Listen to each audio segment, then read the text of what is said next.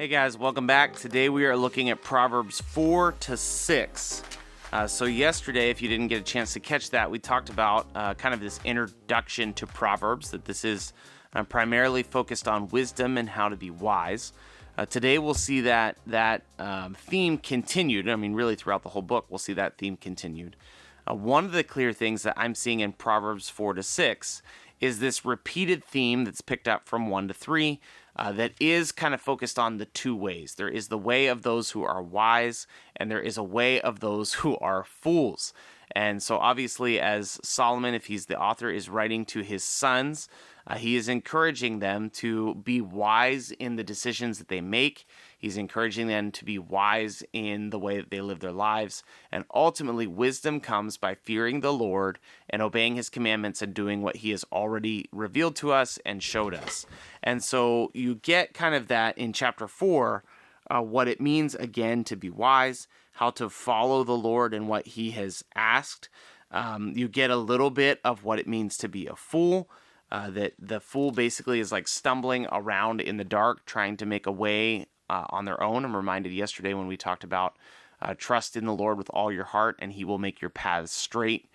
This is obviously from chapter 4 not true for the fool. The fool is not trusting in the Lord, and so therefore the fool's path is not straight, and it is confusing, and it is lost in darkness. So that is not a great way to live life, obviously. That's not something that is exciting. It is something that is confusing. And oftentimes the fool gives up a lot of what is available to those who are wise for a long time. Things like honor, things like a family that is appreciative, just care and concern from other people, because those that have been wise for a long time enjoy a good reputation and good relationship in community. I can think of several people in my mind that I've known for a long time that are much older than me, that have been wise for a long time, and you can see the fruit of that wisdom in their own lives. They have families that honor them. They have people in community that honor them. People care very much about what they have to say because they have been following the Lord for a long time, and therefore, surprise, surprise, they have a lot of wisdom to offer, and people want to benefit from that wisdom.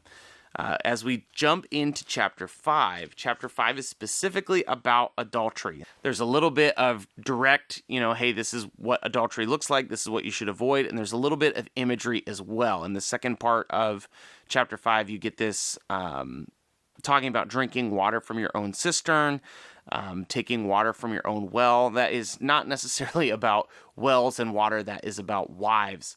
That is about how you treat your wife and how you care for your wife. So chapter 5 is really interesting in the fact that we read Song of Solomon just 2 days ago.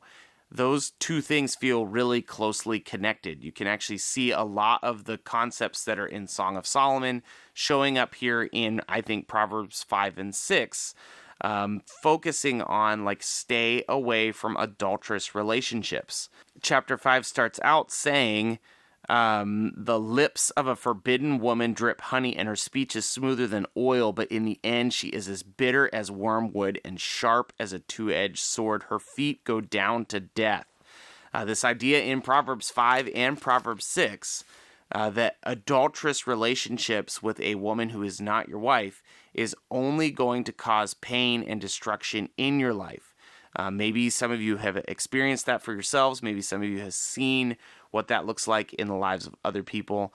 But the writer of Proverbs is making it obvious that adultery is no joke. And when you are seeking relationships with someone who is not your husband, not your wife, you're ultimately going to be very disappointed. You're ultimately going to be seriously put to shame because it is not wise to commit adultery, and it causes significant problems in your life and in the life of your family. And so really it seems like there's two chapters of this. I did talk a little bit about the well. This is chapter 5, verse 15. Drink water from your own cistern, flowing water from your own well. Should your springs be scattered abroad, streams of water in the streets? Let them be for you alone and not for strangers with you. Let your fountain be blessed and rejoice in the wife of your youth, a lovely deer, a graceful doe. This is the idea that your God has intended for us from the beginning of creation. You can appeal to creation. You can see how God created Adam and then created Eve from Adam, and they were in relationship together. It was just the two of them. It was one man and one woman together in a covenant relationship. That is what God intends for marriage. That's what God intends for sex inside of marriage. And that is obvious here in Proverbs as well. When the writer's talking about water in cisterns, he's not actually talking about water in cisterns. He makes that obvious from talking about rejoicing in the wife of your youth. He's saying, listen, your marriage, your covenant relationship with your husband or your wife is meant to be just those two people, and that's it. You don't go spreading that stuff around. You don't go just jumping into any relationship you possibly can. When you have a cistern, when you have a well, you take care of it and you nurture it and you look out for it. That is what a marriage relationship is meant to be. Something that is cared for and nurtured and stays between one man and one woman. And blessing comes from that. So it's really interesting to me that Proverbs is this book of wisdom. And it did not take very long for the writer of Proverbs to say, hey, a big part of wisdom is picking your husband, picking your wife really well and caring for them really well, and not being careless with the loving relationships in your life, not being careless with the sexual relationships in your life. We've seen that throughout Genesis. Actually, we've seen that in Song of Solomon. Now we're seeing that in Proverbs, that sex and marriage are really meant to be one thing. And whenever we pursue something that is not that one thing, we really only produce hurt and confusion and frustration and ultimately dishonor on ourselves. And so obviously, like in our culture and context today, we've talked about this already, there's a wild sexual ethic out there that is basically do whatever you want, define it for yourself. And I think ultimately what you see is a lot of brokenness coming from that. And so sometimes, being married to one woman, being married to one man is presented as restrictive and kind of old-fashioned and traditional. But it doesn't take very long to see that this is, in fact, what God intended. And your life, will be better. Your steps will be better planned out. You won't be fumbling around in darkness trying to make sense of your life. Because when you walk in God's design, when you obey the commandments that He has already laid down, it is better for your life. Probably my favorite example of that is when you get a new iPhone. You don't complain about all the things you can't do with it necessarily. Like, it's not like, oh man, why can't I run over this with my truck? Or why can't I cook this in the microwave? Like, that would be stupid. Because it is kind of dumb to take things that are not meant to be used a certain way and purposely use them that way. And so God's law for us is not restrictive. God's law for us is ensuring that we live the best life we possibly can and ensuring that we walk in the blessing that He has intended for us. So just like it has been saying in Proverbs, the fear of the Lord is the beginning of all wisdom. And so if you want to live a wise life, you should do things that God has already spelled out for us in His Word. And so I encourage you to do that. I encourage you to check out the Proverbs for yourself.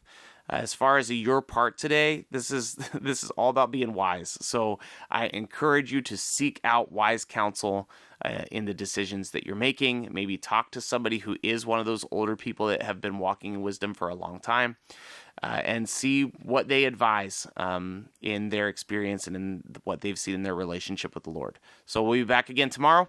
We're looking at Proverbs 7-9. We'll see you then. Thanks so much for listening to God's Plan, Your Part. If anything stuck out to you, if you have any questions, or if you'd like to receive a Bible, you can email us at godsplанyourpart@gmail.com. Also, if you're enjoying the podcast, please consider supporting us through the link in our description. We love that you're on this journey with us, and we hope you have a great day. See you tomorrow.